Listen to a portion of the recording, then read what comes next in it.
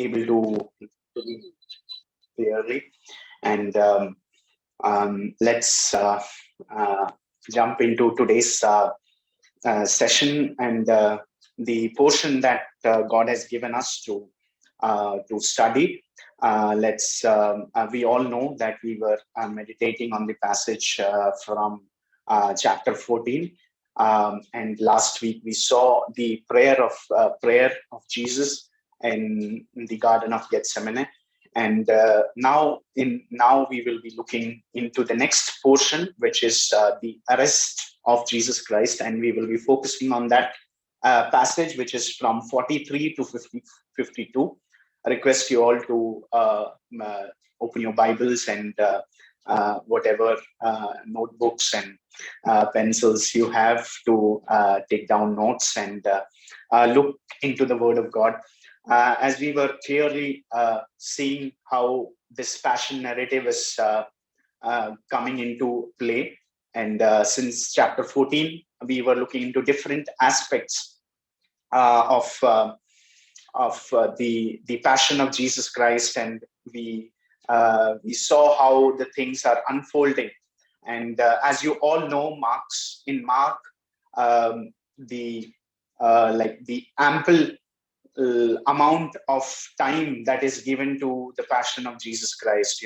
First 10 chapters is finished in a very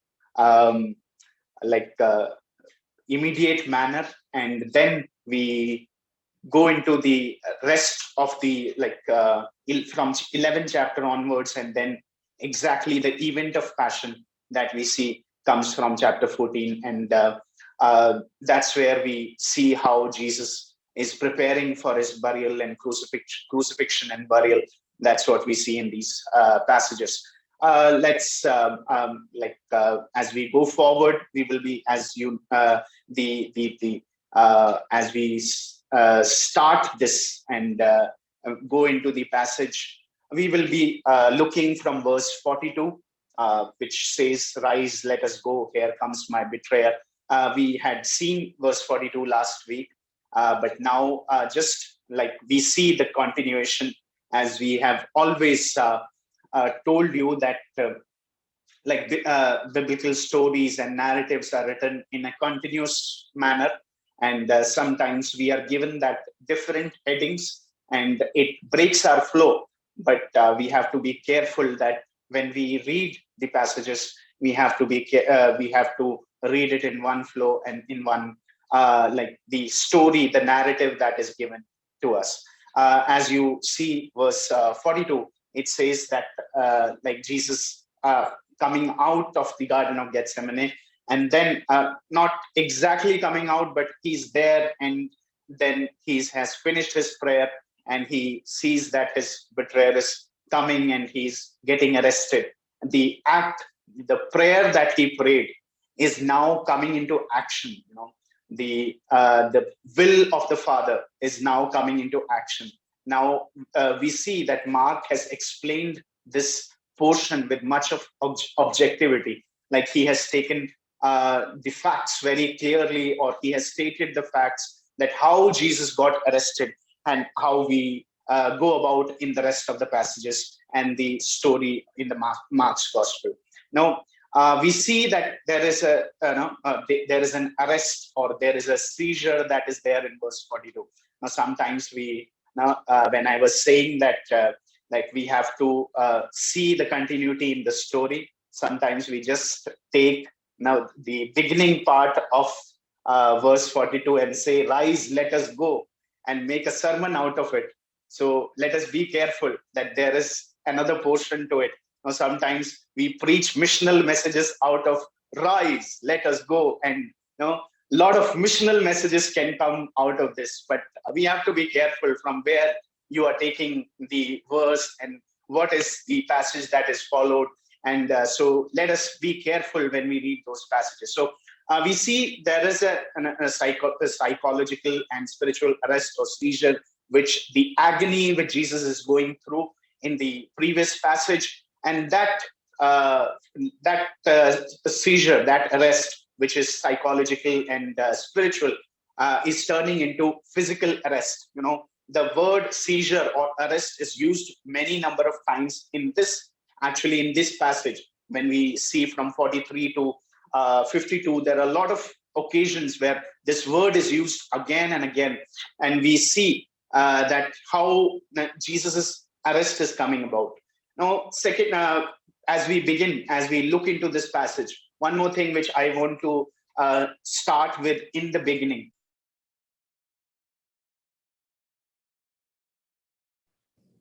The passage that I've started and that we have built upon in the beginning, we have to see that how these gospel writers are mentioning, or how these gospel writers are mentioning the cross of Jesus Christ, the passion of Jesus Christ. Now, when we look into the passages, are you able to hear me?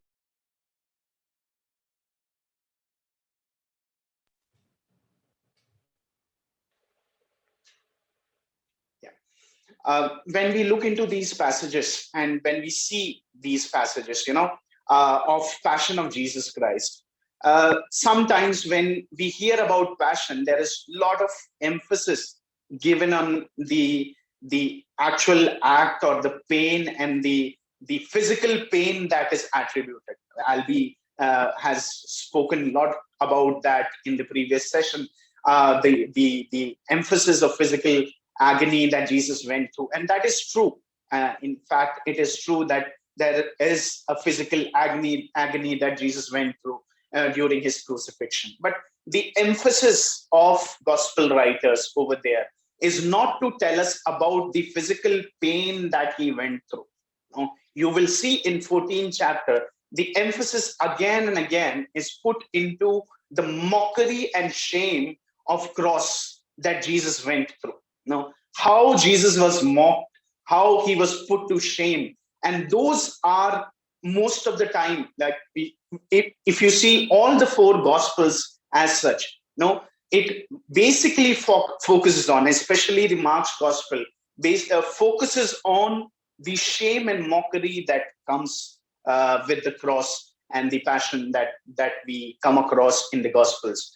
It is not exactly about the physical pain that we see in the mainstream or cinemas or things like that. It is not about that physical pain that gospel writers want to mention to us, but it is the mockery and the shame that is suffered on our behalf.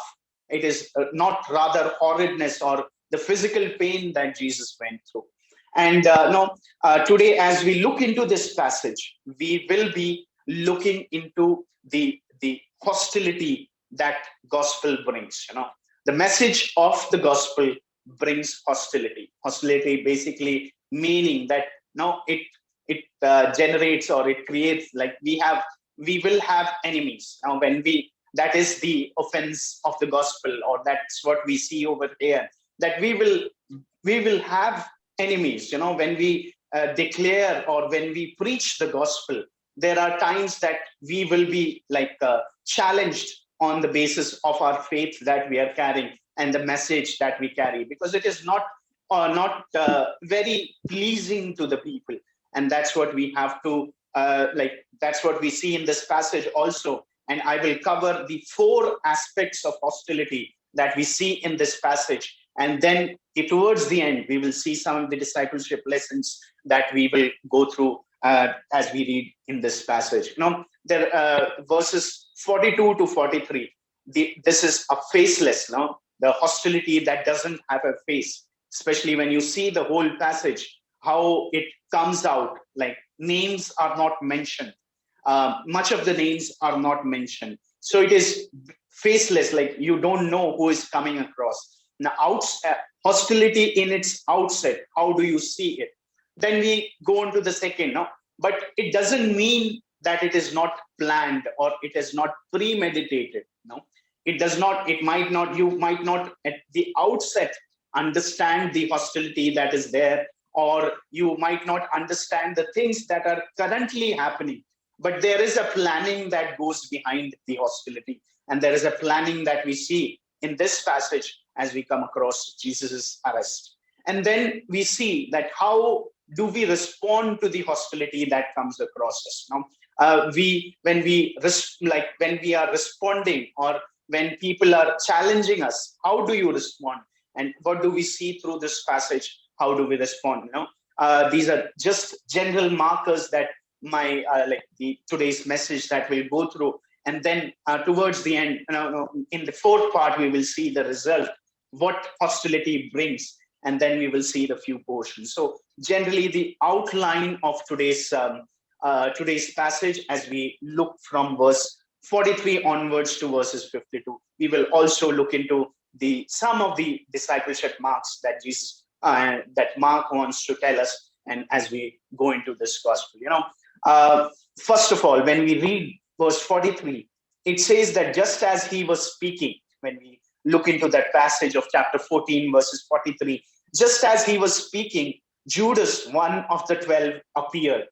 With him, a crowd armed with swords and clubs sent from chief priests, the teachers of the law, and the elders. Now, here we see that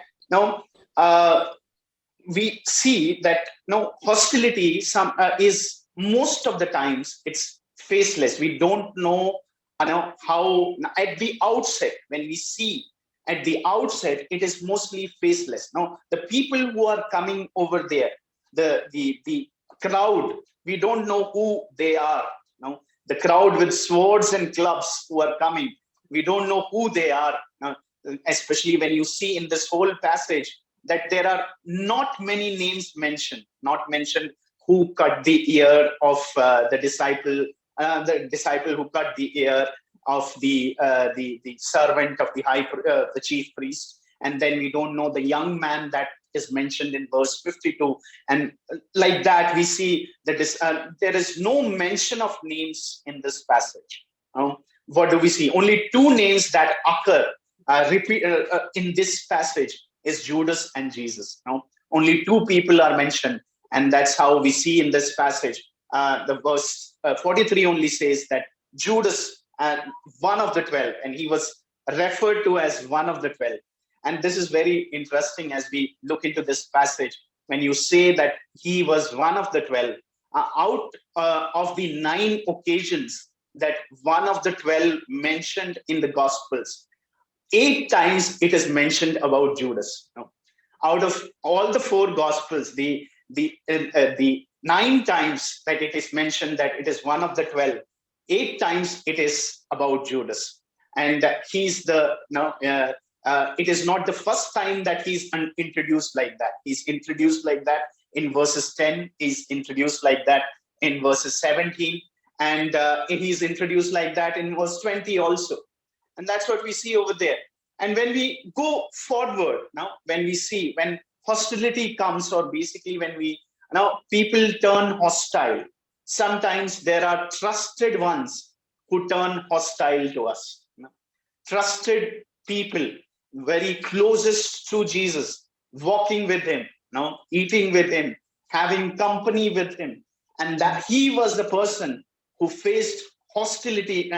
He was the person who betrayed Jesus Christ at the wake of Jesus' passion. That's what we see over there. Now, when we think about it, about the hostility that the gospel brings us, it should not come to us as a surprise that our trusted ones turn hostile. Sometimes we think, how can he do this to me? Sometimes we say, how can this person say like that? How can this person behave like that? These kind of questions. But when we come to the gospel, when we see in gospel, there are trusted ones, who we will see towards the end of the passage that nobody stayed with Jesus over there. Everybody fled from the scene. So trusted ones turning hostile should not come as a surprise to us, and should not be a surprise to us. Does that mean we do not trust anyone? No, that is not the case. Jesus, because Judas, he knew from the beginning that Judas will turn hostile to him, or Judas will betray him. But does that mean he was not part of the 12?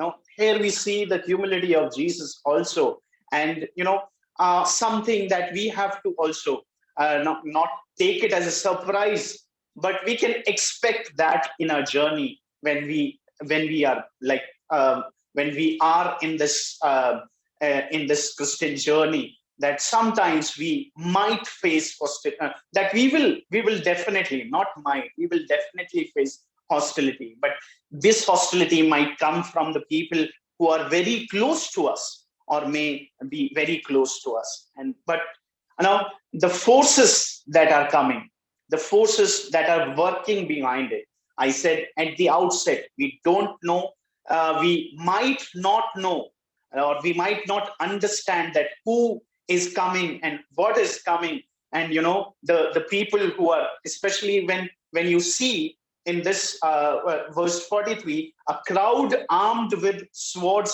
and clubs. The crowd basically was sent by these chief priests and the teachers of the law, the people who were opposing Jesus in when we see from chapter 11 onwards, the things that we see and the things that are coming from chapter 11. And you see over there that this crowd, or basically how they are coming, especially they are coming with a motive, motive to arrest Jesus Christ. But they are very carefully organized also, because this is the time of Passover. And Passover, these chief priests did not want any commotion, any kind of ruckus at that point of time, so that when they go to arrest Jesus, they will be very careful. It is enough to catch hold of Jesus Christ, but it is not enough to create a scene or create a huge uproar that during the festivities that is happening in the city. So that's how they have arranged this. That's how they have this arrest is not very like haphazard in that manner. Sometimes people say that it is very haphazard, but it is very organized kind of capture that we see over here. And that's what we see in these passages. And we see that hostility being faceless. Now, sometimes we see that nobody seems to be responsible, but it is something that we cannot stop it. It comes with that much of a force. We are unable to stop it. This responsibility part, we are not able to understand maybe at the outset, but we know that it is coming. Nobody can stop that. The forces that work against the gospel, the forces that come against the forces like against the message of the gospel, they are basically we might not understand how these people are acting on things like that, but you cannot stop it. You cannot avoid it in the wake of it. So that's what we see, like in this whole passage also, the hostility that we see, it is turning into like we don't know the names. Mark has especially looked into it, that the names are like not very many names are mentioned, though there are a lot of people coming around, but not many names mentioned over there. Now, secondly, we see that this is a planned capture. When you come to when you read verse 43, you says that these crowd, these people with swords and clubs were sent from the chief priests, the teachers of the law, and the elders. Basically, the people who were questioning Jesus, trying to catch Jesus, trying to somehow trap Jesus in his words, but they were not able to do that. And these people have organized it to arrest. The Sanhedrin basically comprises of chief priests, teachers of the law, and the elders. And they have sent the arrest squad to the people to arrest Jesus. And that's how we see that it is not big enough to seize, and small enough to avoid any kind of commotion that is happening over there. And then we come to verse 42. Now it's 44. Now the betrayer has arranged a signal with them. The one I kiss is the man. Arrest him and lead him away under the guard. See, the verse 44 explains how this action is premeditated, Now, Pastor Blesson has also spoken about the action. Now, when you read chapter 14, verses 10, that he went to the chief priest and he gave up Jesus Christ for small amount of money. That's what we see in verses 14, chapter 14, verses 10 and all we see over there. And this action of Jesus, this action of Judas is very much premeditated. He has told that what is the signal. Now, we don't see like this kind of greeting in the Gospels as such, though there are few mentions in the Gospels that rabbis, traditionally rabbis are greeted with a kiss or given a kiss. That's how the traditions tell us. But in the Gospels, we don't see this kind of a greeting as such. The greetings with where we come, though Jesus says when he sits in the house of Simon that you did not kiss me, you did not now offer me to wash my hands and all those things. This was very unusual, but it was the signal to catch Jesus. Now, the one I kiss in the darkness of the garden, the one I kiss is the person that you have to catch. And you see that how it is premeditated. Sometimes when there are a lot of cases that is put that Judas, like out of his hurriedness or not, he was like kind of like Christy also spoke, that was he destined to do it or things like that. But evil is something that we choose to do. Evil is something that that it is not just like it happens kind of a thing, but it is what we choose to do. And that's how Judas said, he will kiss that person. And it is also mentioned in a way when he says that I will kiss the person, it is basically going and hugging. He's passionately. Can you imagine that kind of a setting where he's also acting in a way that he's not like in any way showing that he is the one who is betraying, but he's also giving a signal to the people who are coming over there. And he is basically mocking. What we see over here is, it is the first kind of mockery that Jesus experiences. Sometimes we see in the Old Testament, there is a passage of Joab and Amasa, where Joab comes with a dagger and he hugs Amasa and then puts this knife into his belly. That kind of betrayal that we see in the Old Testament. And this is something like coming with very much affection, coming with very much passion, and then just to show that he is, just to be calm enough to show that he's not the one, like things go as usual, but he is also showing that how this is premeditated and how this action of Judas is planned. That's what we say now in a lot of places.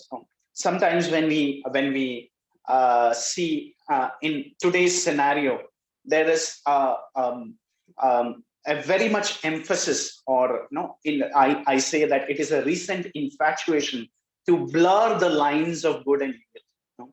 Blurring. Sometimes when you see the evil is blamed to the circumstances, or that circumstances made him to do that. Sometimes today's portrayal is like that. His circumstances made him to do like that. But you see that it was very much planned. When we see today, there are a lot of people and a lot of narratives that we see here today. It goes on like that there are blurring of the lines. That this person committed evil because there were a lot of things that were running behind it, and there were a lot of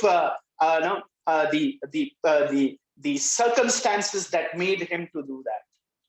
But evil is a choice that what we see in the Gospels and also in the scriptures that we read.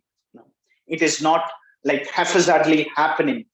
There are things that happen to people, but we hear the story of Graham Staines and all people, missionaries like that. And the act of forgiveness that she had given to the perpetrator, things like that we see. But now we see that, sometimes we see that how people are trying to blur those lines. The narratives today are blurring those lines, and we have to be careful about that as we look into. Now, you see over here that he arranged a signal for them. The one I kiss, you have to catch hold of him and take him under guard. And now, going at once to Jesus, Judas said in verse 45, he says, going at once to Jesus, Judas said, Rabbi. Now he greeted him like that, Rabbi, and kissed him. You see, it is passionate. It is passionate betrayal of Jesus Christ. It is very much passionate that we see in how Jesus is betrayed over there, and he's mocked basically. Now you are trying to teach us, or you're trying to be Messiah kind of a thing. Now that's how I teach you my lesson kind of a thing. Now that's where Jesus is his the planning that has gone behind the chief priests, the elders, the Sanhedrin who's planning behind it. And now we see that Judas making it happen through a signal. It's very much premeditated, and we have to look into the kind of hostility also that we face. It is not haphazard, but it is very much planned that we see in these days. The next portion that we come into, or next thing that we see over here is the sword yielding. That's how Jesus is now captured. Now verse 46 says that the men seized Jesus and arrested him. They caught hold of Jesus and they arrested him. Then in verse 47 we see, then the one of those standing near drew his sword and struck the servant of the high priest, cutting off the ear.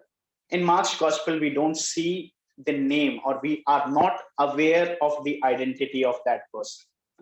He is not mentioned with the same. Whereas when we see the other gospels, it is said that it is mentioned as one of Jesus's companion.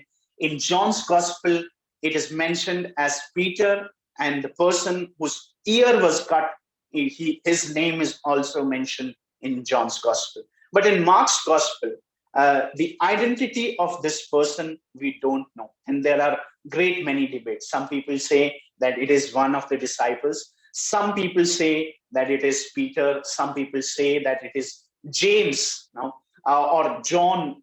Sometimes, there are things like that also. There are a lot of debates that go behind this, and people are trying to say. But Mark has kept it anonymous.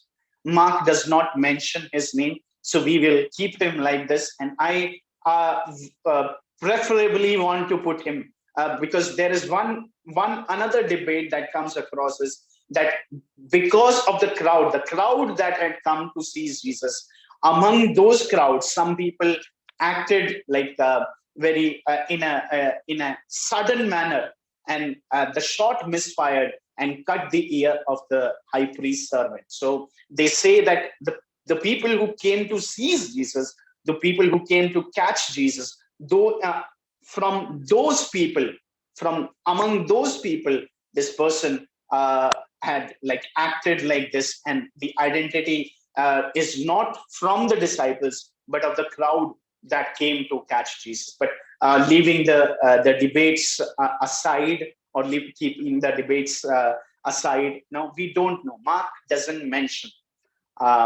the identity of that the person who cut the ear of the high priest servant.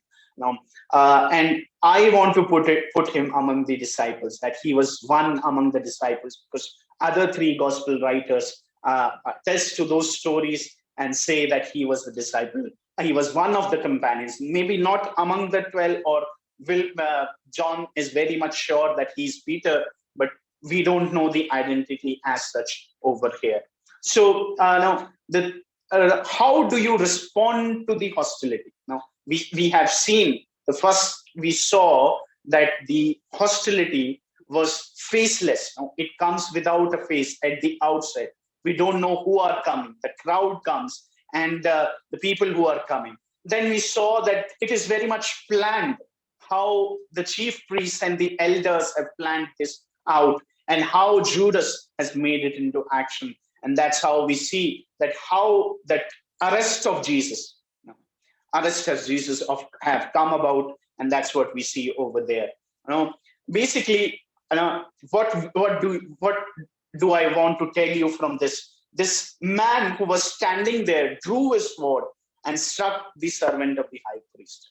When hostility comes, we are tempted to retaliate in the same manner. When the hostility comes across us, we generally tend to retaliate in the same manner. Like how this person, this sword wielding disciple, how he did that. He has to retaliate in the same manner, or retaliation. We are tempted, because they are coming to arrest, and now we have to retaliate in the same manner. And that's how sometimes our apology is. Sometimes when we do the apologetics, or sometimes when we do an apology, sometimes our manner of apology is kind of same, that we will now eat. In Hindi, you say that eat ka jawab patthar se do. But how do you understand? It does not. I'm not trying to tell you that we don't have to be wise enough to do the apology. Now, Jesus here, he knows. Now, he has answered many questions. As you look into the chapter 13 and the apology that he has given, and the explanations that he has given through the scriptures, he knows now how he has responded. But this we see that the reaction of the one person standing over there, that he cut the ear, like he's retaliating in the same manner. And sometimes we have to be careful how our apology goes. There is a common saying that we say that we might win a debate but lose a person. We might win an argument but lose a person. So that's where we have to be cautious, or be having a heart of Jesus. And how Jesus has responded in this passage itself, we will see to it. Basically, Jesus is saying, he's rebuking that, am I a robber, or am I a kind of bandit that you come with clubs and swords to arrest me? Now, his rebuke to the people who were standing there, who came to arrest him, he's saying that, am I leading a rebellion? Was he part of the revolts, or is he leading a rebellion? Is that kind of person he is, or what kind of person Jesus is? It's telling over there. Now, there is a wonderful story which I read recently. My brother shared it with me of two converts named Imaduddin Lahis and Safdar Ali. If you get time, just read their stories. It's available on Wikipedia. These persons, they went to a debate between two sects, basically Islamic and Christian people were arguing on the authenticity of the scriptures. And these two people, Lahis and Ali, they were in that debate. And it is said that the person who was handling that, like the person who was reacting, or who was part of that the Christian missionary society, and he was giving that apology to the on behalf of Christians, that his name was Karl Gottlieb Fander. That's that person. He was debating there, and it is said that he lost the debate over there. Now he lost in that debate. But the outcome of that debate was that these two people, who were basically Maulvis, and they were attending this lecture, they converted into Christianity. This debate, this lost debate, has played a very big role in their conversion, and that's how they came to the Christian faith. A lost debate. What was interesting for me was a lost debate won 2 converts. They have read Karl Gottlieb's, like they were also reading at that point of time his writings and all those things, and that's how they were reading. One of the quotes by Safdar Ali, which I found very much like interesting, and he was a seeker of the truth, and he said something like this: however, I was seeking for an infallible guide, an unfailing director, for one who could discern and particularize my spiritual disease and indicate its cause and work a complete cure and bring me full assurance, one who was not a quack one, who was not himself diseased. He was seeking this kind of spirituality, and he found his answer in Jesus Christ. He found his answer in Jesus Christ. That's where we see, it is his quote. It is his saying that we see over there.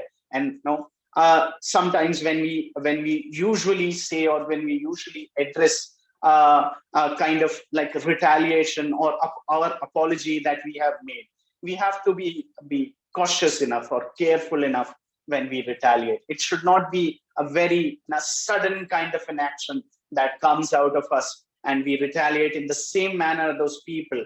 Now, Jesus basically said over there,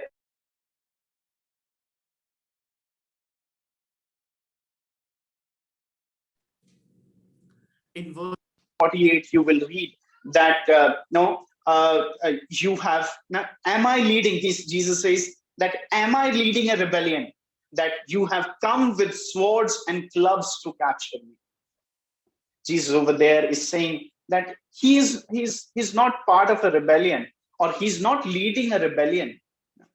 He's not the one who's basically starting a revolution kind of a thing. And sometimes we have made Christianity also like that we sometimes we say we are the rebels, and now we are the new generations and things like that, and that all those things that we say generally. Now it is Christianity is not rebelling kind of a thing, or that's how sometimes we put young people put it as forward, that we are the rebels, or we are kind of we are leading a rebellion kind of a thing. But that is not what Jesus is leading. Jesus is if you read in the other gospels, he says the one who draws the sword will die by it. He will die through it. And he, in one occasion, he says that if I want to have this kind of retaliation, I can ask my Father to send his legions, and they will retaliate for me. But this is not the kind of retaliation which Jesus is expecting, or this is not what Jesus is trying to do. So when you say, we sometimes give a narrative that we are not like the traditional ones, and we are the rebels one, we are the new generations one. What are we? It is not that kind of a rebellion that we lead, or Jesus is not leading a rebellion kind of thing. His cause is very much focused, and it is to deliver a person. It is to deliver a person from his race. The people like Safdar Ali, who I just quoted him, they were seeking Jesus, and that's where we see, and that's where we find him addressing these issues. And this is kind of a non-violent retaliation that we see over here. Jesus is not expecting us to retaliate in the same. He's not asking us to be violent. We know, because sins are non-violent and all those things. Why am I saying? But sometimes our apology, our retaliation becomes same kind of a thing. Becomes very sudden, becomes very haphazard.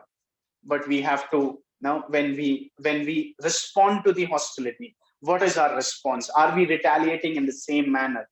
Or how do Jesus says in verses 49, he says that every day I was with you Now, he said, teaching in the temple courts, for verse 49, and you did not arrest me, but the scriptures must be fulfilled, he says. Over there, Jesus said that now our apology, what kind of, are we kind of like retaliating from very far and trying to argue? He says that no, the first form of apology is being with them.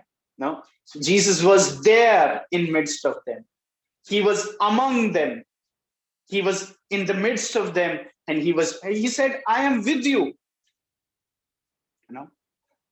And I am teaching from your places. You saw me every day. That is Jesus's apology. That he was there and he was like teaching from their places, and that the scriptures fulfilling but the scriptures might be fulfilled, it says. And the chain of events that we see after that coming across, that we see that how the scriptures are fulfilled in Jesus's passion, in Jesus's crucifixion, in Jesus's burial, and Jesus's resurrection that we see over there. Now, and also the sudden events that happen, even leaving the disciples, fleeing away from Jesus's presence, is part of the prophecy that was made in Zechariah, which we will look now. That's how we our response to hostility is not to be acting in the same manner, but being present over there. Jesus said, I was there in your midst.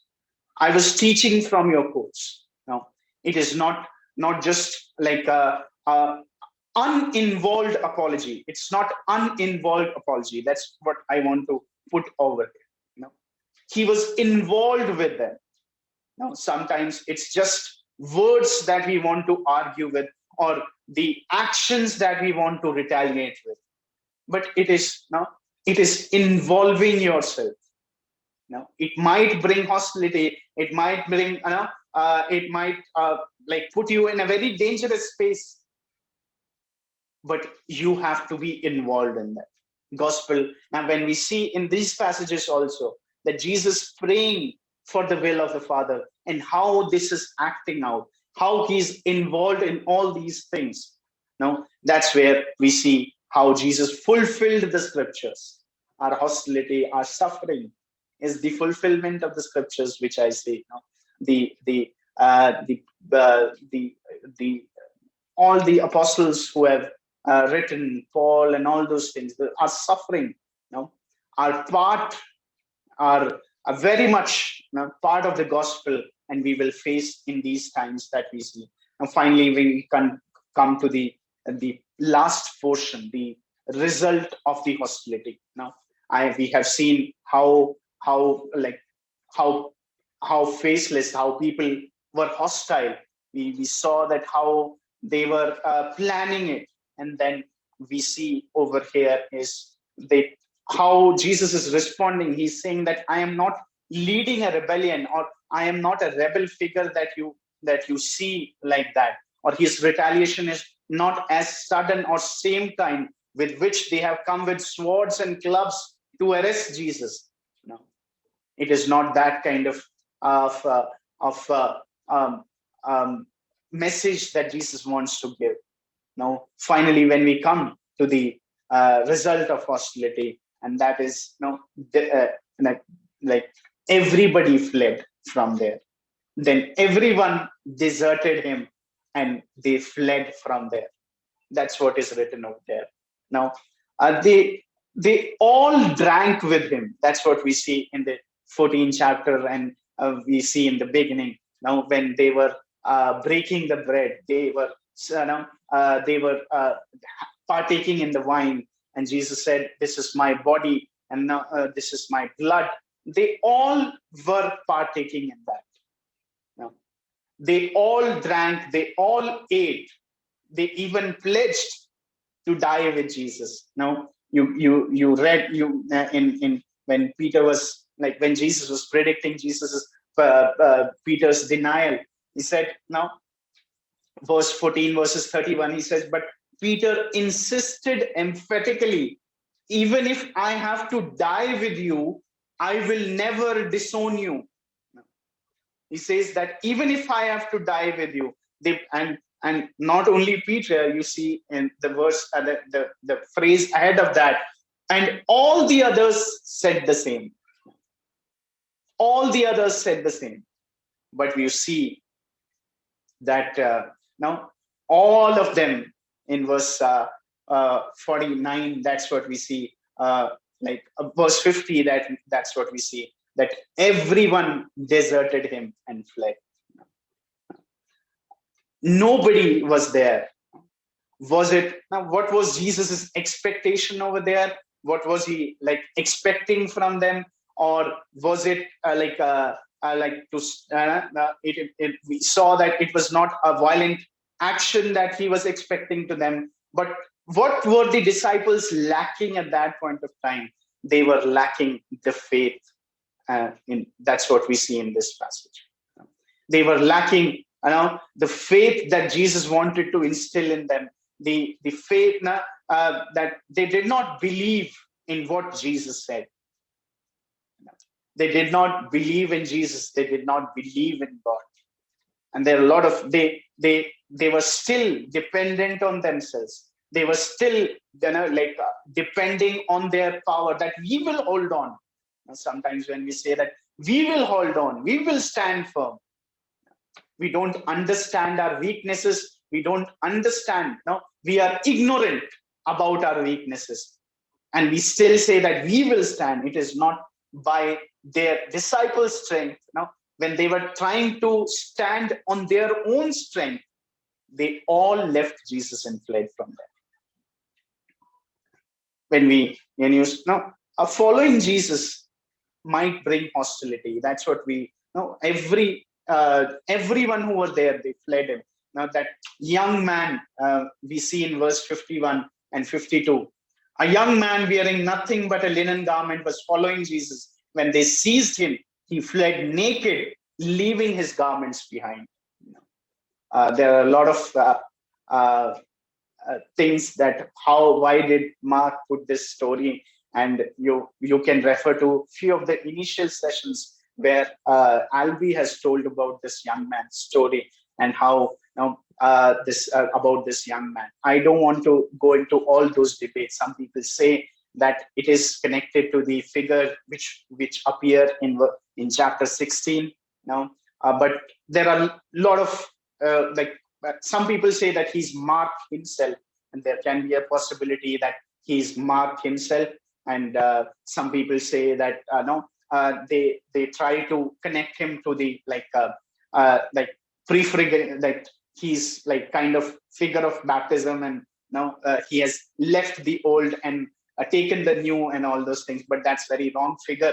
That's what we see over here now, because it is it is not like leaving the old garment or taking on the new garment. He was basically what the scholars agree with, that he was fleeing. He did not want it to be caught with Jesus. Now he did not. He was trying to escape from there, and that's what we see in the next story also, when Peter actually denies Jesus Christ. Now he was staying. Now he did not want himself to be caught over there, and then what the similar now he wanted to escape from there. He was his own his cowardice. Sometimes people to put to hide his cowardice, and when he was fleeing from there, they put different stories to it. But Mark, he's putting it with the disciples and saying how disciples fled from there. This young man also fled from there. He did not stay over there. He fled from the presence. And now this same thing, following Jesus brings hostility, but leaving him brings nakedness. And we see now leaving Jesus stand abandoned over there among those hostile people, Jesus stand abandoned over there. That's where we see in this whole story where he was expecting his disciples to, he was not expecting them to retaliate, or he was not also expecting them to be caught over there, kind of thing. In John's gospel, we see that now, leave them. He says that leave them. Now take me. It is me who you want. But there's something other than that which Jesus was expecting. He was like, he knew they will fail. When you read in the earlier portions, he said that Jesus knew exactly that they will fail and they will leave him and run away. Chapter 14, verses 27, when you read that you will leave me, now you will desert me, and now I will strike the shepherd and the sheep will be scattered, which is the prophecy taken from the book of Zechariah. And that's what we see over there. And Jesus exactly knew that they will fail. Now, a point which I want to add. Now, how do we deal with failures, kind of a thing? And when we are in a position, now this world does not deal with they don't want failures. Now, if you don't perform well, you will be out of the job. That you are not expected to fail in this. You are always expected to achieve high and achieve more in these. Sometimes when we as a young ones, we sometimes our seniors does not expect us to fail, or sometimes when the failure comes, how do you respond to it? Do you expect yourself to fail? Do you expect yourself to make mistakes? Sometimes we should be humble enough to accept our mistakes and say that we fail. Not saying that we repeat the mistakes, kind of a thing. I'm not going into those debates, but we tend to fail. And how do we take failures from others also? When you have responsed someone, when you give responsibility to someone, when you trust someone, and when you are with them, and when they fail, how do you respond to that? We have something to learn from Jesus. Now, these people, sometimes we tend to, like when we see the story of that, of Paul and Silas and Mark and Barnabas stories, when we come across that. Paul was not ready to take Mark when he failed. Paul was not in a mood. Barnabas, on the other hand, wanted to take Mark along with him. And that's what we read in now Acts chapter 15, towards the end of the story. Now, he wanted to take Mark. He wanted to take Mark along with the mission in the second missionary journey. But Paul was not ready. Paul said, no, he left us in between. He's not supposed to continue with us. But whereas Barnabas said, no, we will take Mark. We cannot leave him in between. And that's how now we ourselves got the Gospel of Mark from a failed person, the failed individual who himself failed and left Paul and Barnabas in between. But that person, how do we deal when somebody from our somebody we trust and somebody who are among us, how do we deal with them? How do we deal with our failures? Sometimes our senior lot are they don't expect us to fail, but and we also as a senior, or when we will become senior, do you expect your people to fail? Do you? Jesus knew they will fail, and he did not leave them. No, that's what we see in chapter 16. He says, "I'm going ahead of you. Now you will be meeting me in Galilee." he would have left all these people. And there are a lot of things that we should learn from this story. And the result, the hostility brings desertion. You might be alone. You might face failures from people who are very close to you, and things like that. But how do you respond to that? Or how are you dealing with that? That's where we have to be careful. We have to see that we might be deserted, we might be abandoned, we might be alone. Failures might make us feel like that, but it is not the end of the story. And that's where we see. When we look into the whole of the portion that we read today, we see that there are some non-marks of following Jesus. Now, last portion that when we see over there, it was the young man who was following Jesus. He left naked from there, or he left everything and he ran from there. How do you see following Jesus? Do you see following Jesus as we see in this story, the passionate betrayal of Judas. Judas, he was a disciple, he came to Jesus. Now he hugged him, he kissed him, he showed his affection, the affection that is not very common in the Gospels. The affection that is not we generally see in the Gospels. And with that affection, he came to Jesus. And there is a passionate betrayal that we see over there. From the outside, everything is fine. From the outside, everything is as usual. But we see that Judas betraying Jesus Christ. Secondly, we see the passionate action of that sword-wielding disciple. He was very quick to retaliate. He was very quick to answer. हम ये कर देंगे, वो कर देंगे करके. Sometimes we say, we will do this, we will do that. No, we will say this and we say that kind of action. There is a passionate action.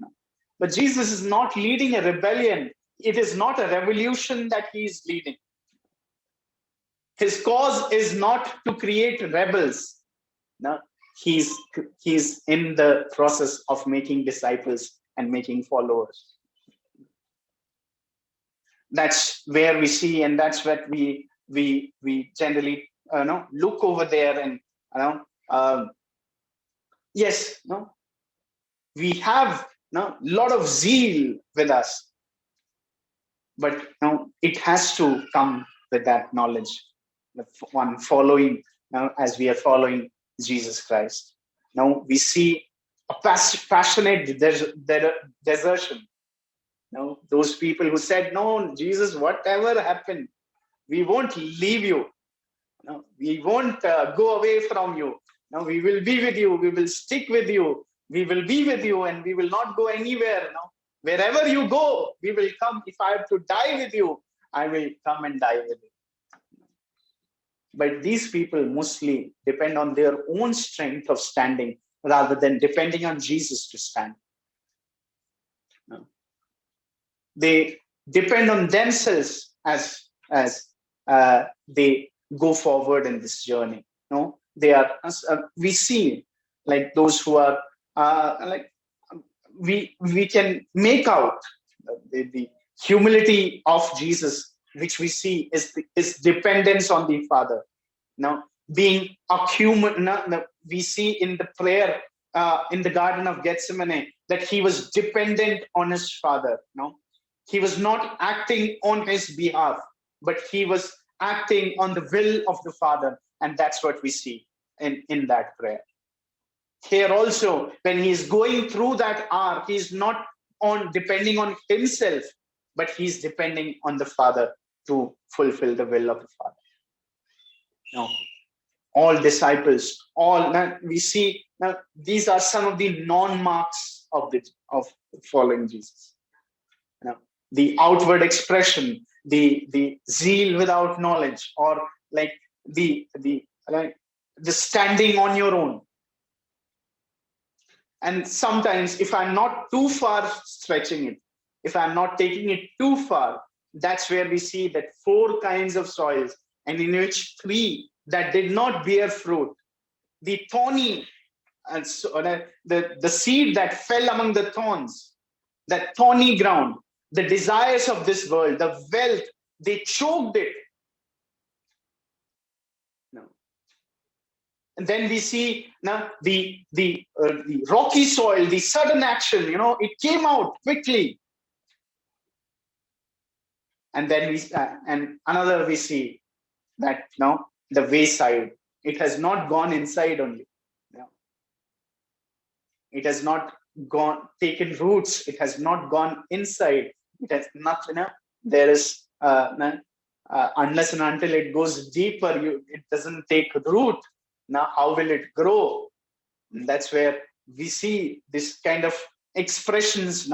We see this portrayal in this passage, especially where we see that these people are how these people responded to actual event of Jesus's arrest. Now, actually, when it happens in front of us, actually when which occurs with us, how did they respond? Are we passionately, betraying, or passionately acting, or passionately deserting? Now, what is our action?